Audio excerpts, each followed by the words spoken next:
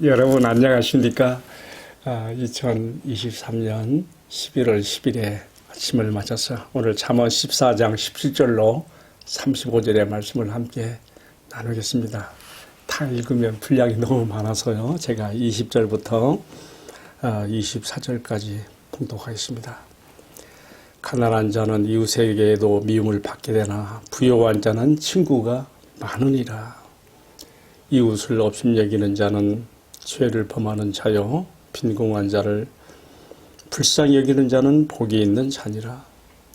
악을 도모하는 자는 잘못 가는 것이 아니냐. 선을 도모하는 자에게는 인자와 진리가 있으리라.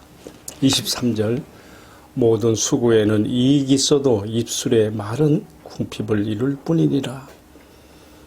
지혜로운 자의 재물은 그의 면류관이요 미련한 자의 소유는 다만 미련한 것이니라. 아멘. 방금 봉독해드린 이 말씀을 가지고요.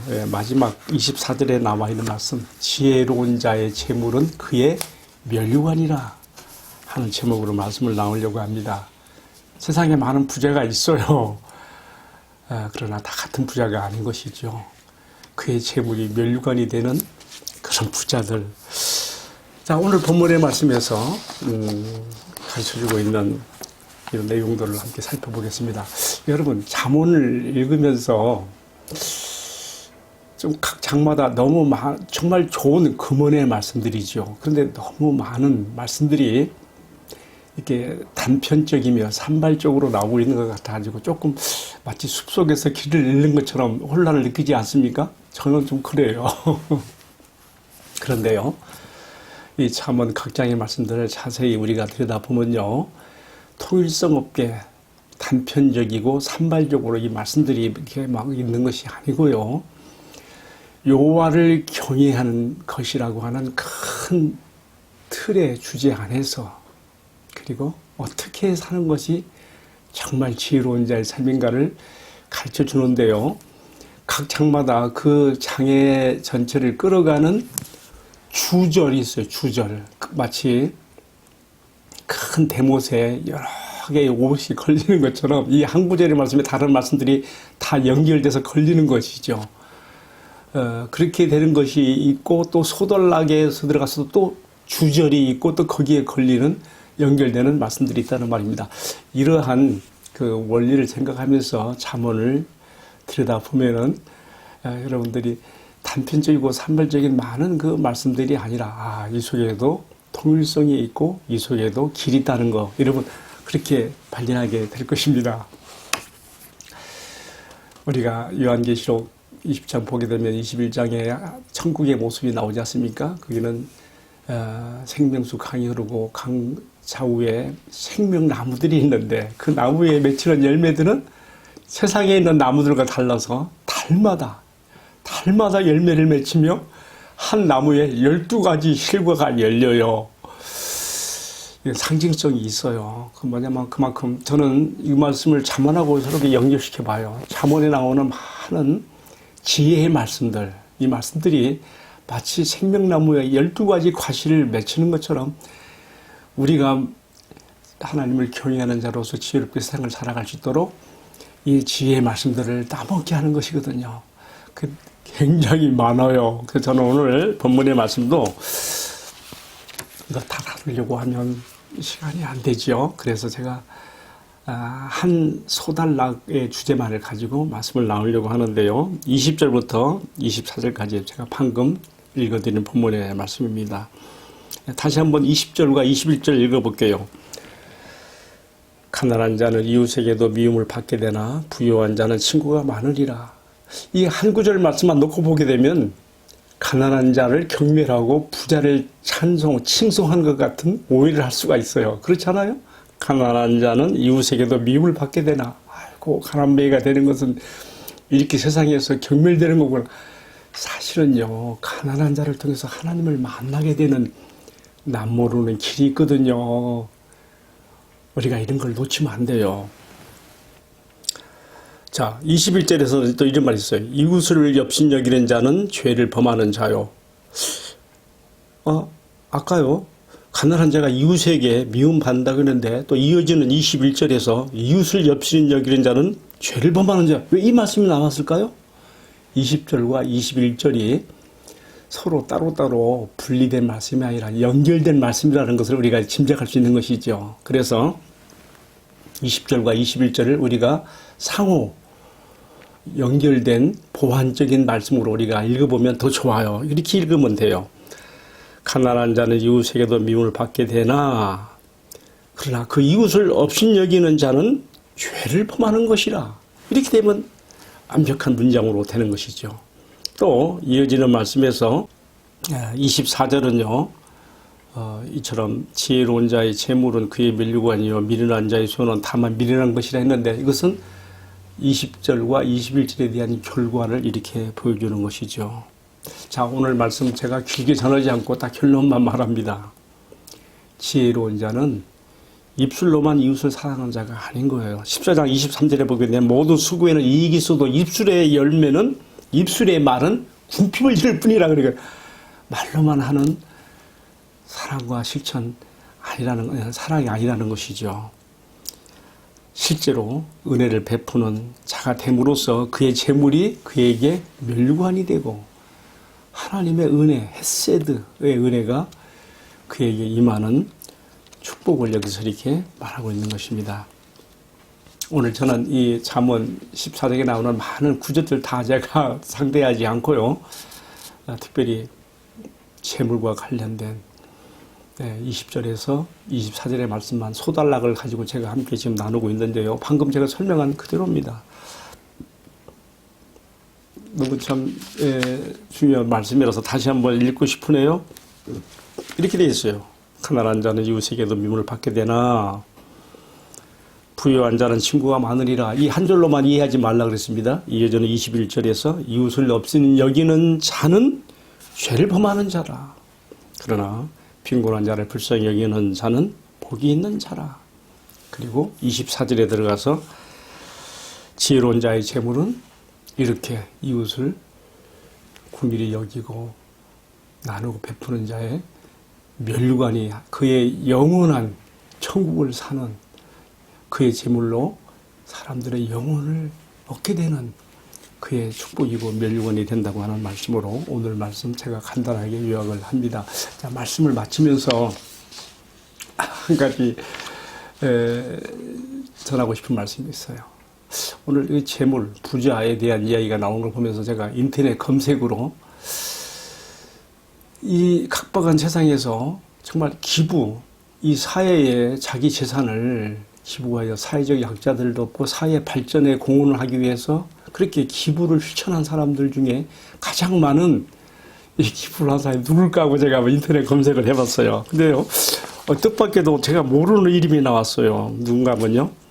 이 사람은 전 세계 면세점의 대부라고 불리고 있는 찰스 척핀이라고 하는 사람이에요. 찰스 척핀이.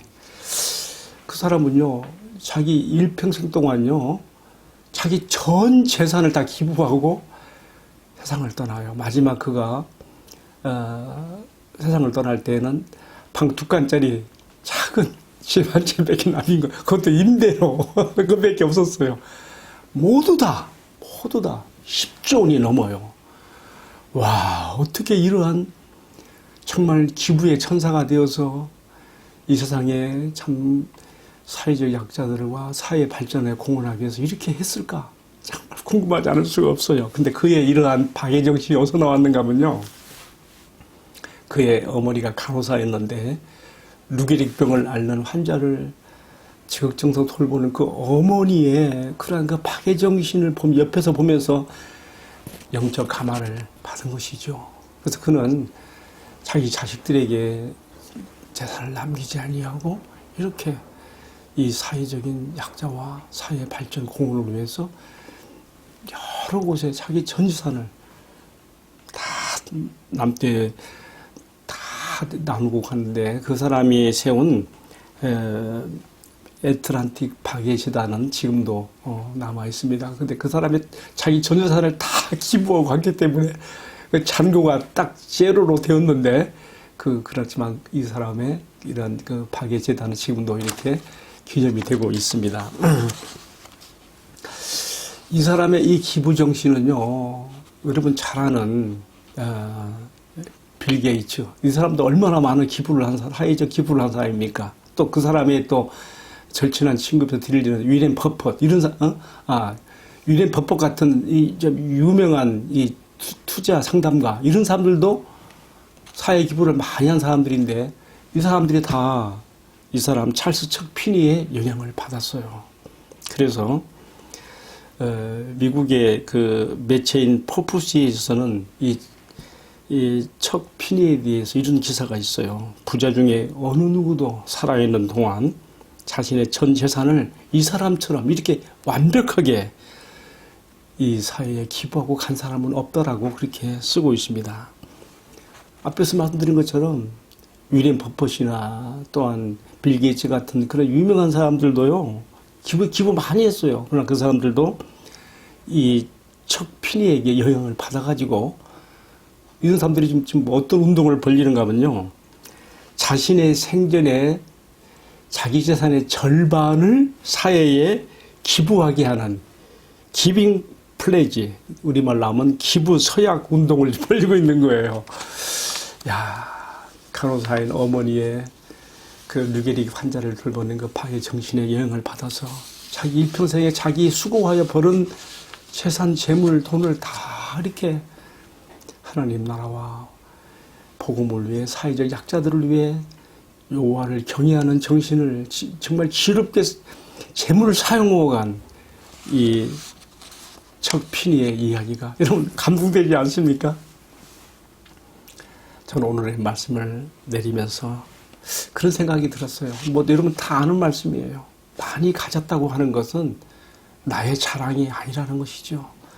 많이 가진 것은 자랑이 아니라 그것은 책임이다.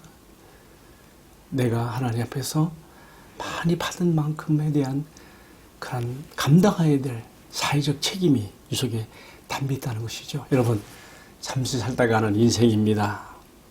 하나님 앞에서 물질적 청지기의 사명을 잘 감당함으로써 정말 사람들의 영혼을 살리고 또 영원한 천국을 사는 지혜로운 물질의 청지기들이 되어야 되지 않겠습니까? 주님께서 말씀했습니다. 불의한 재물로 친구를 얻어라. 친구를 사귀라. 주님이 볼 때 세상의 돈이라고 하는 것은 정말 불의한 거예요. 추한 거예요. 이것은 정말 돈 때문에 무슨 일이 다 벌어지고 있지 않습니까? 그러나 그 재물을, 물질을, 돈을 선용하여 재물로, 불의한 재물로 친구를 사귀라. 이것이 너희를 아버지 하나님의 나라에 인도할 때 너희의 영광이 멸관이 되리라. 오늘 말씀 마지막 구절이 그래서 그렇게 나옵니다. 지혜로운 자의 재물은 그의 멸관이라. 여러분, 우리가 이렇게 주님 앞에 살아갈 은혜를 받게 되기를, 물질이 많든지 적든지 우리가 많아서 이렇게 자비를 실천하는 건 아니지 않습니까? 나의 형편과 있는 처지에서 정말 내 마음을 열고 나눔을 실천하는 그런 하나님의 지혜로운 물질의 청지기들로 살아갈 수 있기를 주님의 이름으로 축복합니다. 함께 기도하겠습니다. 사랑하시는 주님, 우리가 물질보다 돈보다 우리 주님을 더 사랑하고 경외하고 섬기는 표시로서 우리에게 허락한 이 물질을 많든지 적든지 주님이 기뻐하시는 곳에 나눔과 실천으로 사용할 수 있는 지혜로운 물질의 청지기들이 되게 하여 주시고, 이로써 우리의 재물이 우리의 면류관이 되는 은혜와 축복이 되게 하옵소서. 이 모든 말씀을 우리들의 존귀하신 주님, 자신의 모든 것을 다 우리에게 내어주시고 목숨까지 내어주시고, 그러면 우리에게 이웃 사랑을 실천하라고 하신 우리 주님 예수 그리스도의 이름으로 기도하옵나이다. 아멘. 네, 감사합니다.